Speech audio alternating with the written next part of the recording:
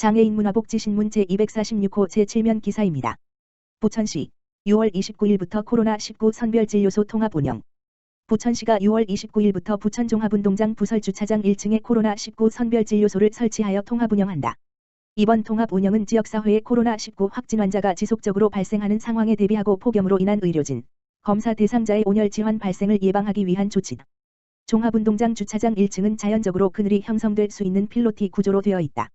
시는 더운 여름철에 선별진료소 근무 의료진과 검사 대기자들이 조금이나마 더위를 피할 수 있도록 종합운동장 주차장 1층을 통합 선별진료소 설치 장소로 정했다.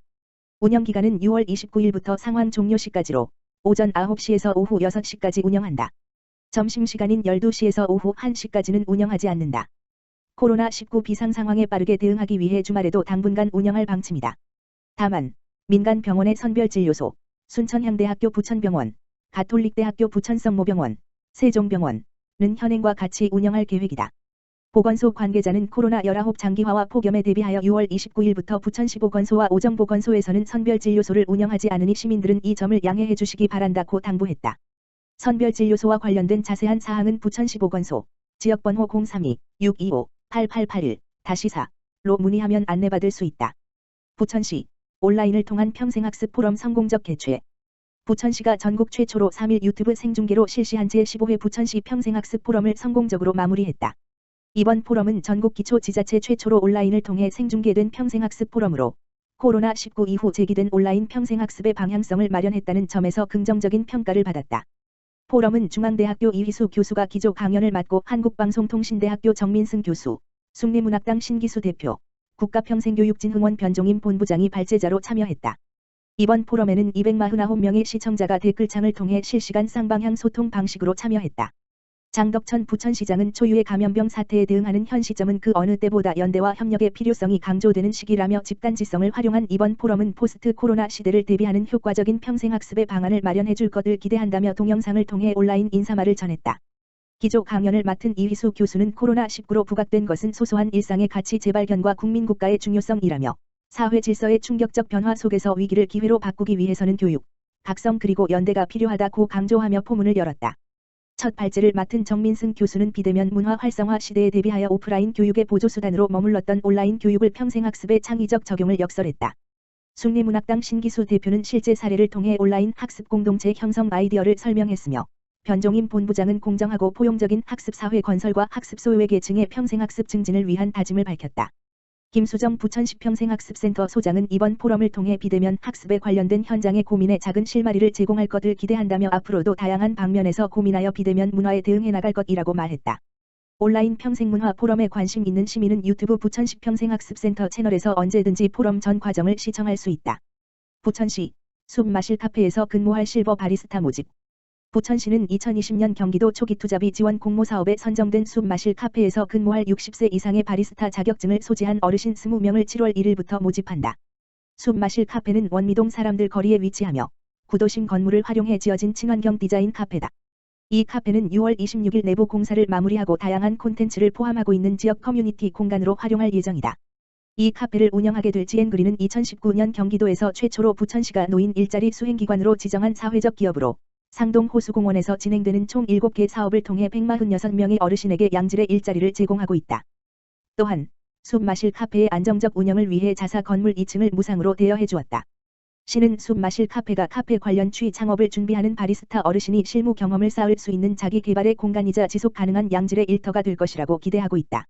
장덕천 부천시장은 사회공헌의 뜻이 있는 기업들의 지속적인 관심과 참여에 감사드린다며 하루속히 코로나19 위기 상황이 진정되어 어르신들이 각자의 일터에서 활기찬 노후 생활을 보낼 수 있기를 바란다고 말했다. 한편 2020년 현재 5,130명의 어르신이 100세 개의 노인 일자리 사업에서 각자의 적성에 맞는 일자리에 참여하고 있다. 부천시에서 운영하는 어르신 청춘 카페는 오정마당의 향기나는 꿈 볶는 카페, 소사어울마당의 카페어울 소사점, 원미어울마당의 카페어울 원미점, 부일로 KT 부천지사 1층의 카페어울 KT점, 성곡동 거점 경로당의 꿈꾸는 커피마을 그리고 개소 예정인 숲 마실 카페 등 6개다. 성남시 사회복지종합정보 포털 성남복지넷 개편.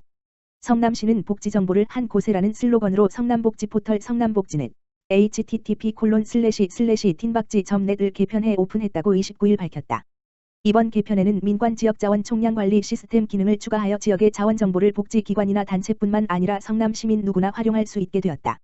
이번 개편에서 구축한 지역자원 총량 관리 시스템으로 축적된 DB는 성남복지통계, 성남복지 현황을 통해 성남시의 복지정책 수립 및 서비스 현황 분석 자료로 활용될 예정이다. 특히 성남복지 현황 맞춤형 복지 상황 지도는 아동, 청소년, 노인, 여성가족, 장애인, 1인 가구 총 6개 영역의 현황을 한눈에 볼 수 있게 인포그래픽으로 제작하였다.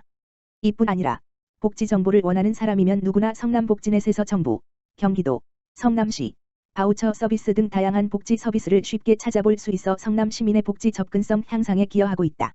성남복지넷을 운영하는 성남시 사회복지종합정보센터에는 시민의 눈높이에 맞는 복지 정보를 제공하는 복지정보통신원 96명이 활동하고 있으며 각종 복지 분야 정책과 행사 취재는 물론 가까운 이웃에게 필요한 복지 정보를 안내해주는 복지 길잡이 역할을 한다. 복지정보통신원은 시민, 사회복지기관 홍보 담당자, 대학생 그룹으로 구성되어 있으며 올해는 동단위 복지정보통신원 그룹을 신설하여 동 중심의 맞춤형 복지 현장 소식을 전하고 있다. 한편 성남시 사회복지종합정보센터는 시민이 복지 정보를 쉽게 이해하고 이용할 수 있도록 찾아가는 복지 아카데미, 찾아가는 복지데이를 진행, 성남 시민에게 복지 정보를 교육하고 알리는 사업도 진행하고 있다. 성남복지넷의 정보는 홈페이지 및 모바일 웹을 통해서도 볼 수 있으며 월간 동향 복지정책과 주간 뉴스레터를 7,500명의 시민에게 발송하고 있다. 이 소식은 성남복지넷에서 뉴스레터 신청하기를 이용하면 누구나 쉽게 가입할 수 있다.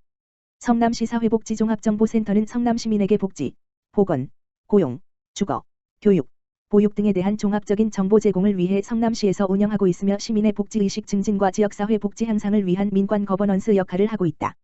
시 관계자는 다양하고 복잡한 복지 정보를 하나로 통합 전달해 시민이 복지의 주체로 참여함은 물론 정보 소외 계층을 위한 맞춤형 정보 제공을 통해 성남 시민의 삶의 질을 높이는 데 기여할 것이다 라고 말했다. 기타 자세한 사항은 성남시 사회복지종합정보센터, 가만 전화기 지역번호 031-729-2837로 문의하면 된다. 성남시, 유니세프 아동친화도시 조성전략 수립. 성남시는 7월 1일 오후 2시 시청 산성누리에서 성남시 아동친화도시 조성전략 수립을 위한 연구용역 착수 보고회를 개최했다. 이날 보고회는 은수미 성남시장, 아동친화도시 추진위원, 아동권리 옹호관, 모티브N, 학술용역 전문기업, 대표, 관련 전문가 등이 참석해 앞으로 3개월간 연구 수행 과제를 짚어나갔다. 아동친화도시는 UN 아동권리협약에 따라 만 18세 미만의 모든 아동이 생존 보호 발달 참여권의 내대 권리를 누릴 수 있는 지역을 말한다. 유니세프 아동친화도시 인증을 위해서는 아동보호 전담기구 설치, 아동권리 전략, 아동영향평가, 안전조치, 관련 예산 확보 등 10가지 구성 요소를 모두 충족해야 한다. 이날 보고 내용에 따라 아동 관련 사업, 조례 등을 바탕으로 성남시의 아동친화적인 환경을 진단하고 아동참여단 및 학교 밖 아동 등을 대상으로 설문조사를 실시해 아동의 요구를 조사할 예정이다. 아동친화적인 환경진단, 아동 요구 조사 내용 등을 반영해 아동친화도시 조성 목표와 조성 과제를 제시하고 중점적으로 추진해야 할 중점 과제를 선별하며 전반적인 성남시 아동친화도시의 청사진을 마련한다. 시는 연구 용역 결과를 기초로 10월까지 아동친화도시 조성 내 개년 추진 계획을 수립한다. 오는 11월 유니세프, 마포구 창전동의 아동친화도시 인증 신청서, 거버넌스 보고서, 아동친화 예산서 등을 제출하여 인증 심의를 받을 예정이다. 성남시 어르신 폐렴구균 예방접종 238곳 민간의료기관서 시행. 성남시는 기존의 보건소에서 하던 65세 이상 어르신의 폐렴구균 무료 예방접종을 연말까지 238곳 민간의료기관, 위탁병의원에서 시행한다. 코로나19로 수정중원 분당구 보건소의 예방접종 업무가 잠정 중단된 데 따른 예방접종 지원 조치다. 폐렴구균은 폐렴, 뇌수막염, 중이염 등을 일으키는 원인균으로 감염되면 갑작스러운 고열과 오한, 가래를 동반한 기침, 호흡곤란 증상이 나타난다. 사망률이 60에서 80%에 이를 정도로 매우 치명적이다. 코로나19가 장기화하고 있는 가운데 감염병에 취약한 고령자는 합병증으로 중증 환자가 될 위험이 있어 반드시 폐렴구균 예방접종을 해야 한다. 65세 이상 어르신의 경우 1회 접종만으로도 폐렴구균 감염에 의한 폐혈증이나 뇌수막염 등의 합병증을 최대 80%까지 예방할 수 있다. 1955년 12월 31일 이전 출생자 중에서 폐렴 백신을 한 번도 접종하지 않은 어르신은 신분증을 가지고 집 가까운 위탁병의원을 방문하면 된다. 병의원 정보는 보건소로 문의하거나 예방접종 도우미 홈페이지에서 확인하면 된다. 안전한 예방접종을 위해 병의원 방문 전 사전 예약을 하고 마스크 착용 등의 방역 수칙을 지켜야 한다. 성남시는 2013년도부터 65세 이상 어르신을 대상으로 폐렴구균 예방접종을 시행해 지난해에만 9,958명이 무료 접종을 받았다.